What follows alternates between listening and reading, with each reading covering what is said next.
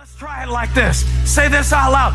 Devil, you've held me long enough. That felt better. And the truth will set you free. Be seated if you can.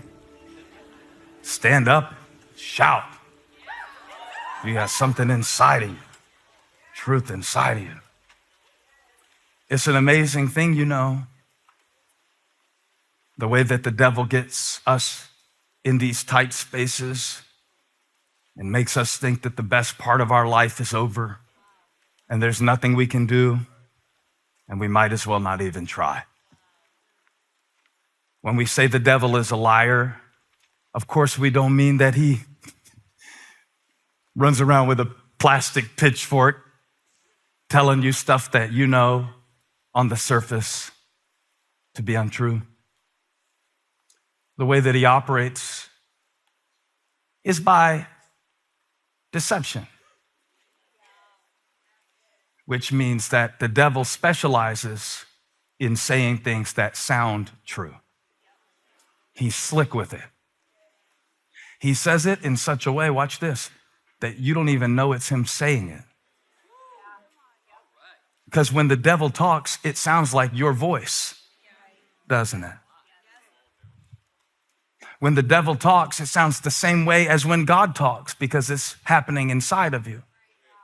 God doesn't speak to me through out loud voices, neither does the devil, except sometimes when I'm watching the news and stuff, then I hear him just like right out loud. Okay. But apart from that, it's the devil's job to keep you from even knowing. You know, I used to read this verse. I'm gonna give you an example of this, okay?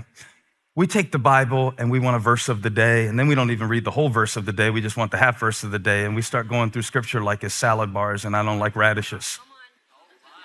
The problem with that is you'll hear a verse and think it's true, and it is true, but it's not totally true because it said, the truth will set you free. How many have heard that before? Just, raise your hand. And it didn't just say the truth will set you free. I noticed some of you were with me when I was reading my passage. He said, you will know the truth, and the truth will set you free. But you have to watch culture, because the enemy will use language that is common in culture in order to get you to think you understand a concept that really you have become blind to the reality of. I told my kids the other day, stop saying that certain celebrities got canceled in my house. I don't like the word canceled, because the fact of the matter is you use that term all the time interchangeably to mean people are saying something bad about them. I've had people say bad things about me, but I'm not canceled. I'm still called. So I don't know if they're annoyed with this or not, but I don't let them say that in my house anymore. I mean, they still say it because, like, what am I going to do about it? But I tell them to stop, all right? Just being real. I told them they shall not, and they did not. No, they still do it. But I tell them, stop saying that. A few years ago, I started hearing this phrase, this cultural phrase. I didn't know why at first that it sounded good. It sounded good on the surface. But to me, it felt like there was something about this phrase that, while it sounded very good and even scriptural on the surface, I first heard it from somebody. They said, I've got to live my truth. I didn't know why I didn't like it, because it sounds good, right? Be true to my values. I've got to do what I'm supposed to do. The more I thought about it, I started hearing it more and more. How many of you have heard this before? Like, I've got to speak my truth. I think that's good if what we mean by that is I've got to share the experiences that I've had in an honest way. I've got to face things that I've been through, and sometimes in sharing what I've been through that I used to be ashamed of, somebody else can be set free. I think that's awesome. And if that's what you mean when you say, live my truth or speak my truth, I think it's good. I think what bothered me about it was John 8:32, where Jesus did not say, your truth will set you free. Put it back up. Let's check just to make sure. Then you will know your truth. I think why I didn't like the phrase is because it made truth sound like shoes. It made truth sound like something that you can try on. It's too early in the year for this. I should be preaching something like, you can make it. Keep your head up. Do it. It bothers me because truth is not choosable. Really, when we say, oh, this is my truth, what we're talking about is our belief. There's a big difference between a belief and a truth. You don't believe me? That doesn't make it untrue. What if I believe that all tall people are arrogant? Because I met this tall guy one time, and he was kind of prideful and cocky. That's an experience. It's a personal experience, but that doesn't make it an absolute truth. And what I'm noticing a lot of in my own life, I'm not just talking about people or culture or others. I'm not just talking about magazines or books. I'm not talking about you and your house. I'm talking about me and my heart. A lot of times, it seems like I'm tempted to turn a personal experience into an absolute truth.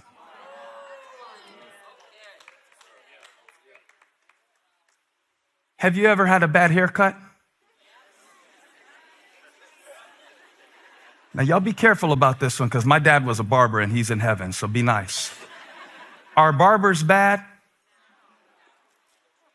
And you're like, this is really stupid, man. We did not come all the way out here with the virus going around to hear you tell us this. No, you've done it with church before. Oh, church people are hypocrites. No. Charlie was a hypocrite. Charlie was a hypocrite. All men are dogs. No, Mike was a dog. Not you. Mike's on my security. I got to watch how I say that. No, it wasn't church people. But now watch what you did. You went to a restaurant. You had a bad server. And now you decided to stop eating. You went to one church. You had a bad experience. And then you stopped. Not you. You're here. I'm not talking to you. I'm talking to them.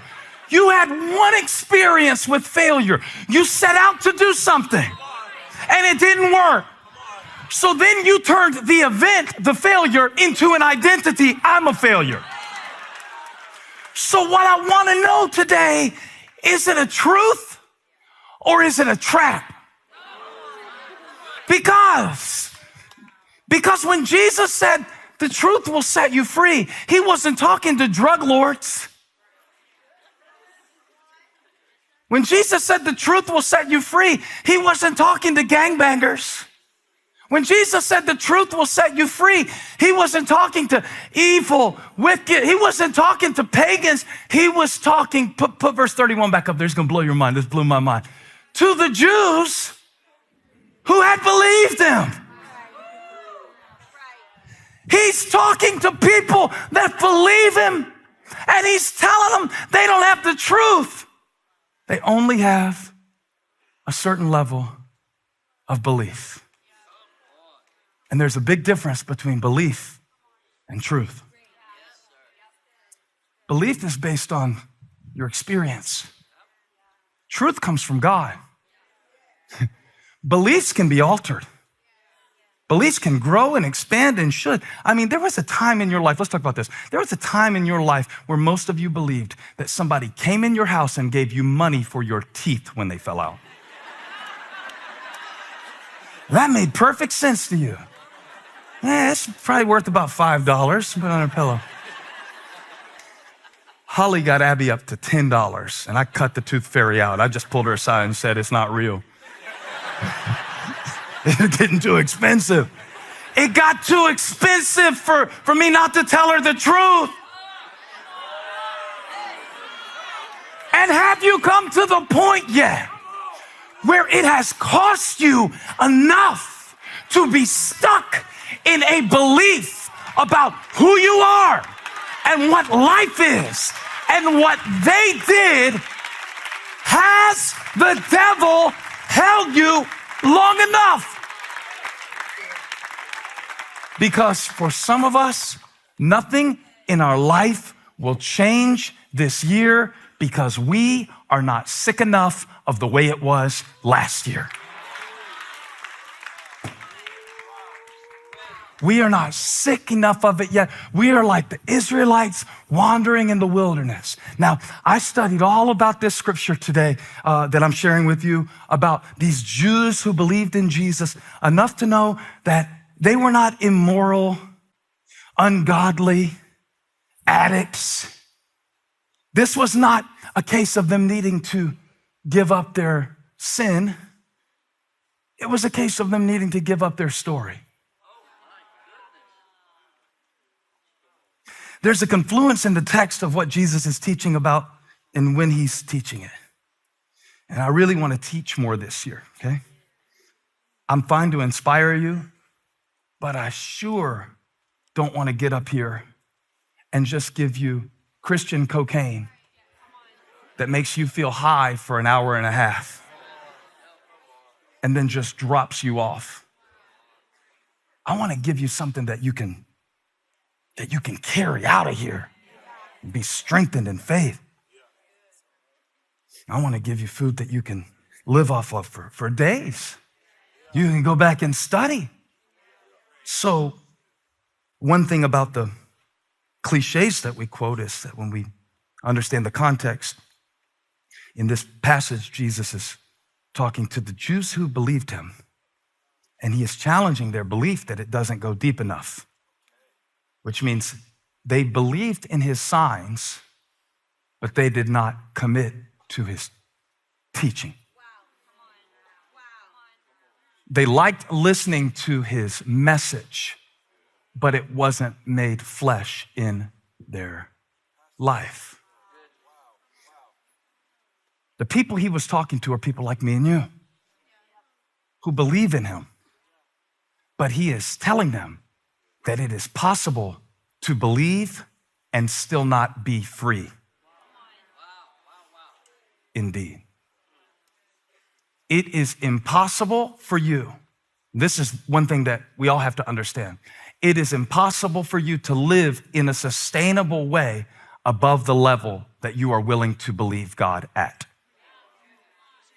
Because eventually you will either shrink your belief down to the level of your experience or allow God to expand your belief to the level of his promise. Which one is happening in your heart so far this year? I don't know yet, Pastor. It's only been a week. That's long enough. You know about a weekend. Are you shrinking what you think God can do, will do, is gonna do? Are you shrinking your belief to the level of your experience? Or are you allowing God, watch this, to raise your experience up to the level of his power? Jesus is talking to the Jews who believed in him, and he said, if you hold to my teaching, you'll be my disciples. Then you'll know the truth, and the truth will set you free. I remember one January, I was a little boy, I walked in on my mom and dad.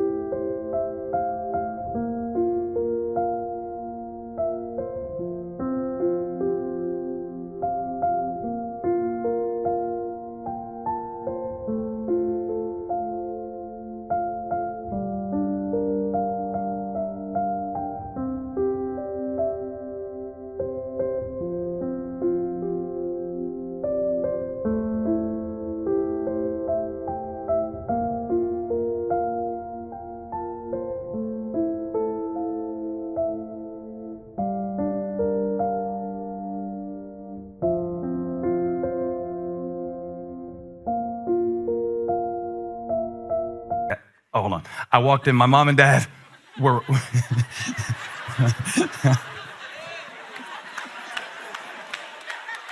Can we edit this?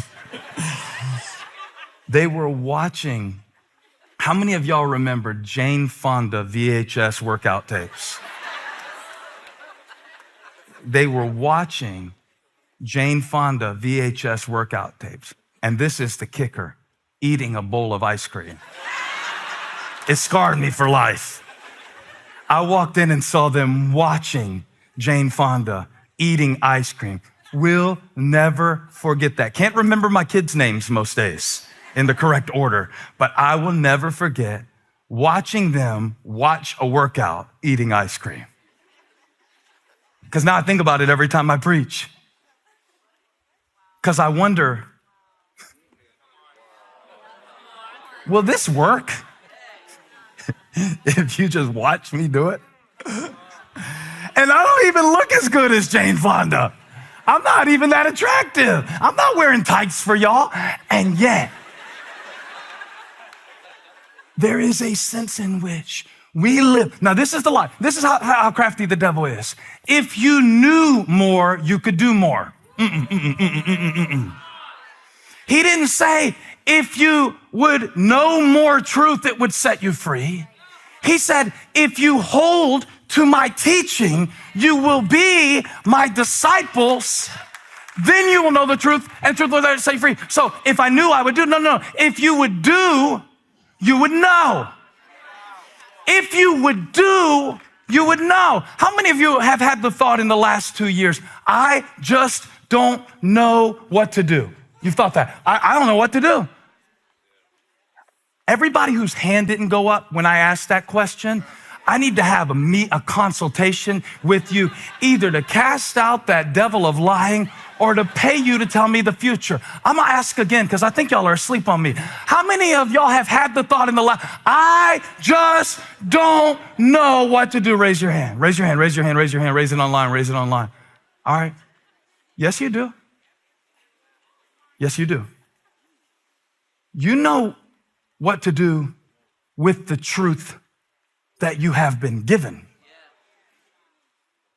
But we don't want to hold to the teaching that Jesus gave us when it's hard to hear or when it makes us confront ourselves.